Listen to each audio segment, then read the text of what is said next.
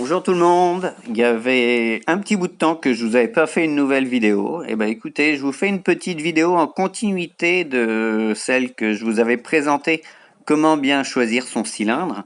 Là, écoutez, moi j'en ai trouvé un de la marque, on va la citer, hein, parce que vous allez le voir, qui est Vachette. Alors je le trouve sympa sur le principe. Maintenant, comme je vous disais, il faut faire attention, même si c'est marqué haute sécurité. Il y a toujours le mais. Alors soyez vigilants quand vous achetez un cylindre.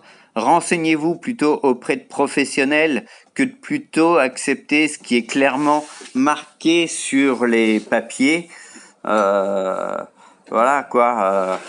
Soyez prudents. Comme disait ma grand-mère, le papier ne refuse pas l'encre. Alors le cylindre, en l'occurrence là, j'aime beaucoup parce qu'il y a la ligne de sciage qui est comme dans les voitures, une déformation préprogrammée. Alors là, la déformation, ça va être pour le système anti-casse. D'accord. Là, il y a le dessin, le pictogramme qui est plutôt bien fait. Hein. Voilà, anti-casse. Effectivement, le talon d'Achille, comme je vous avais expliqué sur les cylindres européens, c'est à ce niveau-là. Là, il y a très peu de métal. Avec une pince, on le tortille un petit peu et ça finit par se briser ici. Et quand il est brisé ici, la porte est quasiment ouverte. Donc là, il y a la déformation programmée, la casse programmée, préprogrammée. C'est-à-dire avec une pince, vous le prenez ici, vous le tortillez. Au lieu qu'il se brise ici, il va se briser ici. Ce qui fait que après, on peut plus attraper le restant. Et avec sa clé, malgré tout, on peut continuer à l'ouvrir. Il est plutôt renforcé au niveau perçage, qui est plutôt intéressant. D'habitude, on a juste cette cheville anti-perçage, mais là, on a celle-là, plus une ici. C'est un produit qui est assez intéressant. Alors, les clés, je les trouve super sympas. Ça change de d'habitude. On a une rangée de trous et on a une vague, comme les clés de voiture moderne. Bon, la clé est un peu grosse malgré tout, mais ça reste une belle clé. Voilà, pour un non-initié, ça reste une belle clé. Par contre, moi, j'ai un petit problème. C'est que c'est vendu avec une carte de propriété, comme vous le voyez ici.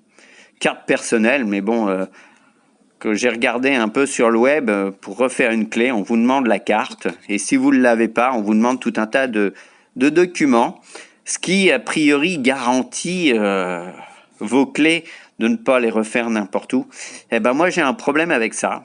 Parce que j'ai regardé avec beaucoup d'attention et la clé ressemble beaucoup à celle-là. C'est une ébauche, hein.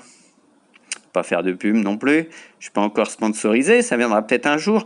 Mais voilà, c'est une ébauche comme tous les serruriers, cordonniers peuvent acheter chez leur fournisseur. Et comme vous pouvez remarquer, c'est très semblable.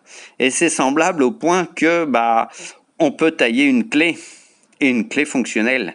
Et pour un produit à ce prix-là, moi je trouve que c'est un peu dommage. Je vais vous faire la démo. Voilà, j'ai donc taillé une clé. Voilà.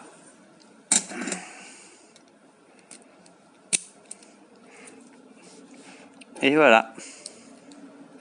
C'est quand même dommage pour un produit à ce prix-là. C'est quand même dommage pour un produit à ce prix-là. Alors oui, je me répète, je radote, je commence à vieillir. Donc voilà, encore une fois, lorsque vous voulez vous équiper, renseignez-vous auprès d'un professionnel passionné de plus si vous en trouvez un, ce qui sera forcément de bons conseils. Voilà, j'espère que cette vidéo vous a plu. Et puis écoutez, à bientôt pour d'autres vidéos. Au revoir.